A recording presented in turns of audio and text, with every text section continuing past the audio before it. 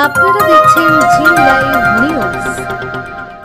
শনিবারের বারবেলায় ফৌরাকে ধাক্কা মেরে ফেলল, তারপরেই সোনার চেন ছিনিয়ে বাইকে করে পালালো দুষ্কৃতীরা। এমনই চাঞ্চল্যকর ঘটনায় কয়েক ঘন্টার মধ্যে পুলিশি তৎপরতায় গ্রেফতার দুষ্কৃতীরা, উদ্ধার চুরি যাওয়া সোনার চেনও। রবিবার ধৃতদের পুলিশি হেফাজতে চেয়ে দুর্গাপুর মহকুমা আদালতে পেশ করা হলো। জানা গেছে, দুর্গাপুরের 43 নম্বর ওয়ার্ডের ঋষি অরবিন্দ পল্লীতে শোভারানী মুখোপাধ্যায় নামের এক পৌর পথ সারমেয়কে খাবার দিচ্ছিলেন। তখনই বাইকে করে তিনজন দুষ্কৃতী আসে। বাইক থেকে নেমে এক দুষ্কৃতী শোভারানী দেবীকে ধাক্কা মারে।